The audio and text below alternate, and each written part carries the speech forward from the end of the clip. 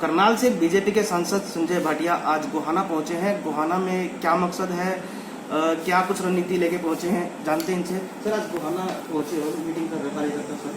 पहली बात तो कोई रणनीति नहीं है भाई साहब, और हम तो निरंतर, मैं भारतीय जनता पार्टी जिला सोनीपत का प्रभारी भी हूँ और पार्टी का प्रदेश महामंत्री, उस नाते से कोई ना कोई ड्यूटी लगी रहती है। तो ये आज ड्यूटी लगी थी गोहाना में कार्यकर्ताओं की बैठक लेने की।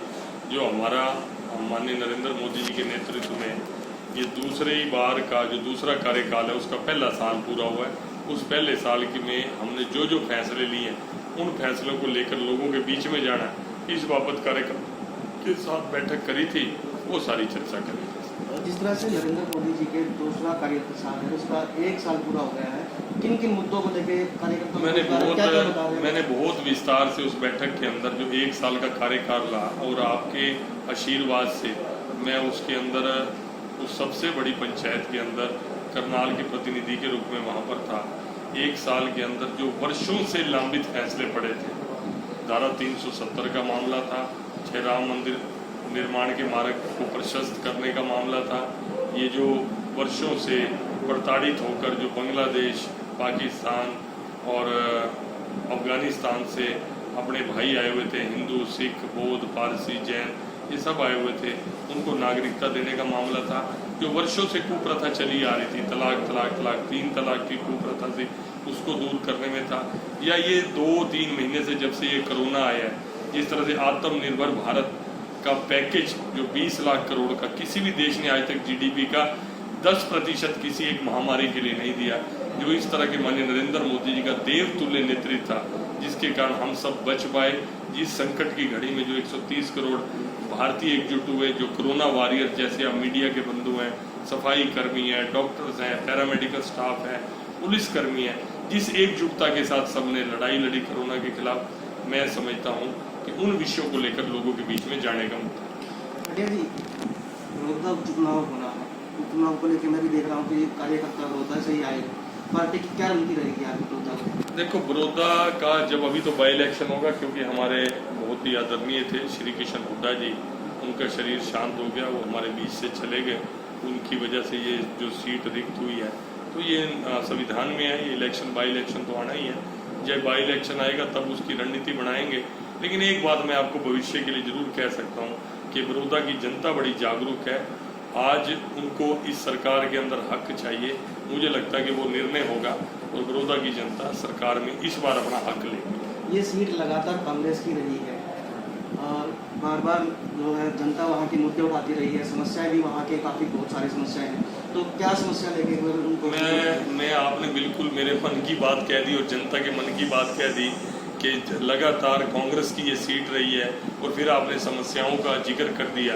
तो कांग्रेस अपने आप में ही समस्या है। कांग्रेस के हाथ से कभी किसी का भला हुआ वो कभी नहीं हो सकता।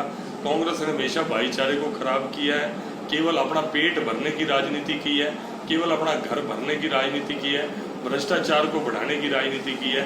लेकिन इस बार मुझे लगता है कि बड़ौदा की जो विधानसभा है, बड़ौदा की जो जनता है, बड़ौदा के जो भाई बहन है, वो हरियाणा की राजनीति को एक नई दिशा देंगे।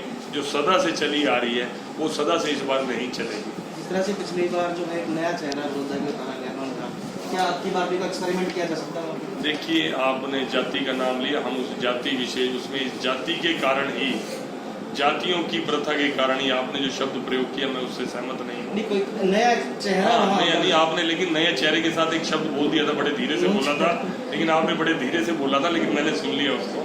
वो नहीं कहना चाहिए। इस जाति प्रथा के कारण ही, इस जातियों की चर्चा करके ही वर्षों हजारों वर्ष तक मुगलों के हम गुलाम रहे, जो आक्रांता थे, उसके बाद अंग्रेजों के गुलाम रहे, क्योंकि आपस में हमारे डिफरेंसेस थे। फिर कांग्रेस ने भी उस प्रथा को आगे बढ़ाया। लेकिन माननीय नरेंद्र मोदी जी 130 करोड़ हिंदुस्तानियों को अपने सगे भाई बहन से भी ज्यादा मानते हैं और हमारे यहाँ पर कोई इस तरह की कौन जाति का उतारा जाएगा, कौन जाति का व्यक्ति नहीं, अच्छा व्यक्ति बड़ौदा की जनप्रतिनिधि के रूप में हम दें। बड़े जिस तरह से कल एक हिसार में वाक़या हुआ, बीजेपी नेता जो सोनाली फोगाट, उसमें जो है कहीं ना कहीं जोश में आके जो है मारा है, उसको लेके समुद्र पूरा मामला है, तो क्या रहेगा? नहीं, मैं अभी इसी के बाद सीधा हिसार ही जा रहा हूँ। मैं इस विषय की वहाँ पर बैठकर एक एक पक्ष की सारी जानकारी लूंगा।